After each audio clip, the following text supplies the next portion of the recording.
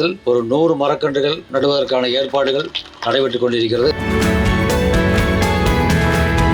முடிஞ்ச அளவுக்கு வீட்டை சுற்றி டைல்ஸ் இந்த மாதிரி போடாதீங்க. மண் தரையை முடிஞ்ச அளவுக்கு பயன்படுத்தினா இன்னும் நம்முடைய வெப்பநிலைகள் குறையும். விருட்சம் வளருவதற்கு என்ன தேவையோ அந்த உதவிகள் அனைத்தையும் நாங்கள் செய்ய தயாராக இருக்கிறோம். ஏன்னா எல்லாருமே பணத்தின் பின்னால் ஓடிக்கொண்டு இருக்கக்கூடிய உலகத்தில் ஒரு நல்ல செயலை செய்யறதுக்கு ரொம்ப குறைவு.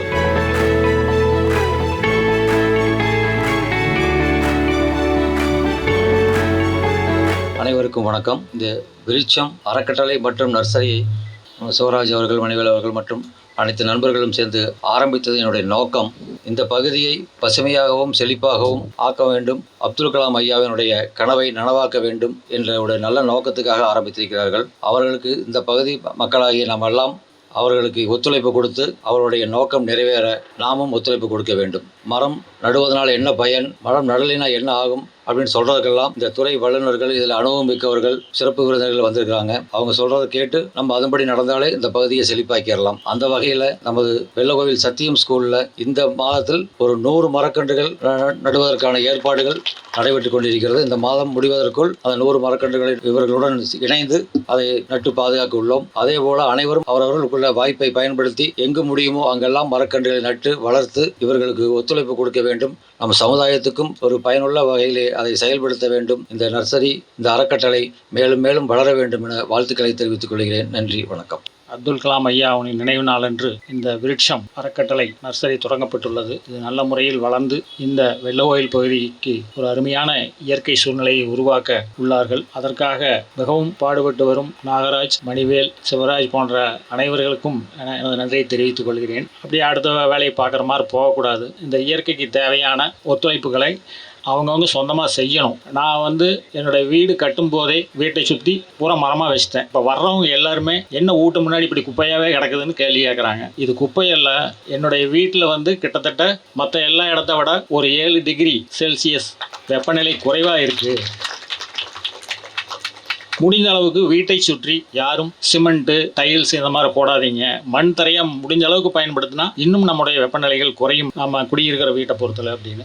அதே மாதிரி நாங்கள் இங்கே சர்வாலயம்னு ஒரு முதியோர் மற்றும் சிறுமியர் ஆதரவற்ற நிலைகளை நடத்திக்கிட்டு இருக்கிறோம். அது கட்டும்போது அந்த காட்டில் வேலியை சுற்றி ஏகப்பட்ட வேப்ப மரங்கள் இருந்தது. அந்த வேப்ப மரங்கள் எதையும் அகற்றாமல் அதற்கு இடையில் கட்டிடங்கள் கட்டி உள்ளேயும் மரமெல்லாம் வச்சு பண்ணிக்கிட்டு இருக்கிறோம். அது மாதிரி ஒவ்வொருவரும் அவங்க வீடு, அது 5 சென்டாக இருந்தாலும் சரி, 50 சென்டாக இருந்தாலும் சரி, சுற்றி வர மரத்தை வைங்க. அந்த இலை உழுகிறது குப்பையா நினைக்காதீங்க. அது நம்மளுக்கு ஒரு வரம், அது உரமாவே பயன்படும். இதையெல்லாம் போட்டி பேணி காத்து நமது எல்லோரும் இயற்கைக்கு ஒத்துழைப்பு தந்து ஒவ்வொருத்தரும் தனிப்பட்ட முறையில் அதை செய்யணும். செஞ்சோம்னா தான் இது செயல்படும். நம்ம சும்மா பேசிட்டு அடுத்த வேலையை பார்க்க போனோம்னு ஏன்னா நம்ம ஏரியா முழுவதும் தொழில் நல்லா வளர்ந்துருக்குது. அதனால பொல்யூஷனும் வளர்ந்துருக்குது. தடுக்கக்கூடிய ஒன்று இயற்கையை பாதுகாப்பது தான். அதுக்காக எல்லாரும் ஒத்துழைக்க வேண்டும் என்று கூறி எனக்கு இந்த வாய்ப்பளித்தமைக்கு நன்றி செய்கிறேன். காலை வணக்கம். ஒருவரை தூங்க விடுவது கனவல்ல அப்படின்னு சொல்லி அப்துல் கலாம் ஐயா சொல்லியிருக்காங்க. 10 ஆண்டுகள் 22 லட்சம் மரங்கள். இந்த வருடத்துல 3 லட்சம் மரங்கள், அதில் ஆல்ரெடி 1 லட்சம் மரம் நட்டுட்டாங்க. இதுதான் அப்துல் கலாம் ஐயா சொன்னது.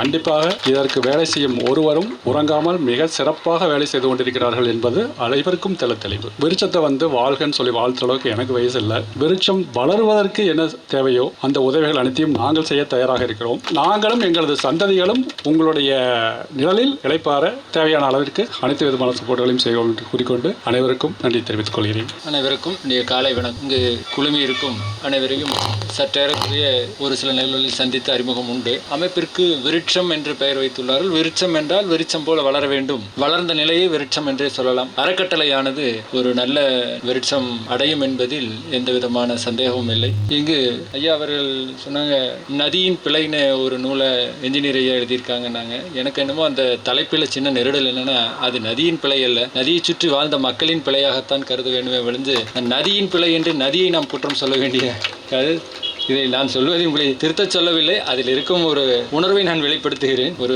சின்ன நிகழ்வுகளை நான் சந்தித்தது என்னுடைய வாழ்க்கையிலே. தேசிய நெடுஞ்சாலையிலே பார்த்தீங்கன்னா பாலங்கள் கட்டுவாங்க. யாராச்சும் ஹைவேஸ்ல இருந்தால் சங்கடப்பட்டுக்க வேண்டாம். முழுக்க அறிவை பயன்படுத்துறாங்களானே தெரியாத அளவுக்கு தான் கட்டுவாங்க. ஏன்னா ஒரு நீரோடை ஒரு போக்கு நேராக இருக்காதுங்க. நீரோட அந்த ரோடை கிராஸ் பண்ணுறது சற்றேறக்குரிய தென்மேற்கிலிருந்து வடகிழக்காகவும் இப்படியா இருக்கலாம், நேராக இருக்கலாம். அதுக்கு தகுந்த மாதிரி பாலத்தை கட்டவே மாட்டாங்க. என்னைக்கும் அந்த பாலத்தை நேர் கட்டிடுவாங்க. நேர் கட்டினோடனே இந்த நீரோட இங்கே இந்த சைடு போனாங்கன்னா இந்த பக்கம் இருக்கிற பூமிக்காரர் இந்த பக்கம் இருக்கிற பூமி எல்லாத்துக்குமே பாதிப்பு வரும். நீங்க என்னதான் போட்டி ஓட்டிங்கனாலும் இயற்கை ஜெயிக்கவே முடியாது. அதனால இயற்கையோட ஒத்து வாழ்ந்தீங்கன்னா இயற்கை நமக்கு எல்லாத்தையும் வழங்குறது காத்துக்கிட்டு இருக்கு. இயற்கையின் போக்கை மாற்ற நினைத்தால் நம் போக்கு தான் மாறி போகும். இந்த விஷயங்கள் எல்லாத்துக்கும் தெரியும். அதனால இந்த இதுல இருக்க 2-3 பாலத்துக்கு நான் போராடி பார்த்து, நீங்க சென்னையில் செக்ரட்டரி வரைக்கும் பேசிங்க, அவரே சங்கடப்பட்டார். நம்ம இன்ஜினியர் என்ன சொல்ல தெரியலங்க, அவங்க அந்த கான்ட்ராக்ட் கார் விட்டுறாங்க, அவங்க நேராக கட்டிடுறாங்க. இந்த பாலத்தையே பார்த்தீங்கன்னா சிறப்பா இருக்கு. இந்த பிரிவு ரோடு இருக்கிற பாலமே வந்தீங்கன்னா அந்த ரோட்டுக்கும் பாலத்துக்கும் சம்மந்தம் இல்லாத கட்டி மேண்ணை போட்டு மேடு பண்ணி பண்ணாங்க. இது என்னன்னா தண்ணியோட நேச்சர் ஃப்ளோவை திசை திருப்புனா நீங்க அந்த இடத்துல தண்ணி தேங்க செய்யும், இல்லைன்னா இன்னொரு பக்கத்தை தூக்க செய்யும். அந்த அரிப்புக்கு காரணமா இருக்கும். இயற்கையோட ஒத்து இயற்கை பாதுகாக்க வாழ்பவர்களே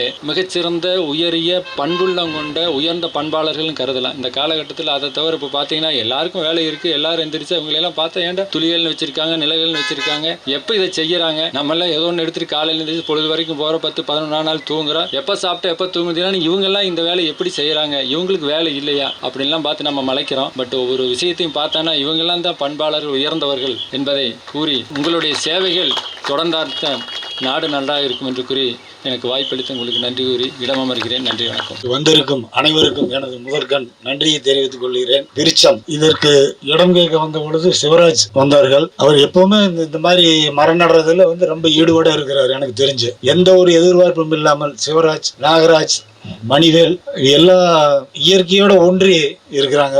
அது அவங்களுக்கு தெரியுதே இல்லையே தெரியல. நல்ல எண்ணங்கள், நல்ல எண்ணம் கொண்டவர்கள். அவர்களுக்கு நம்மால் முடிந்த சப்போர்ட்டை கொடுத்து, ஏன்னா எல்லாருமே பணத்தின் பின்னால் ஓடிக்கொண்டு இருக்கக்கூடிய உலகத்துல இது ஒரு நல்ல செயலை செய்யறதுக்கு ரொம்ப குறைவானவர்கள் தான் இருக்கிறார்கள் நாட்டில். இந்த மாதிரி இருக்கிற இல்லைன்னா இன்னும் இந்த மழை எல்லாம் என்னைக்கு இன்னும் நின்று போயிருக்கு. இந்த மரம் அப்படிங்கிற ஒரு நல்ல செயலை செஞ்சு இயற்கையை பாதுகாத்து கூடிய எண்ணம் கொண்டவர்களுக்கு நம்மால் முடிந்த சப்போர்ட்டை கொடுத்து எப்பொழுதும் எல்லாரும் நல்ல அவர்களுக்கு உறுதுணையாக இருக்க வேண்டும் என்று கேட்டு விடைபெறுகிறேன். நன்றி, வணக்கம்.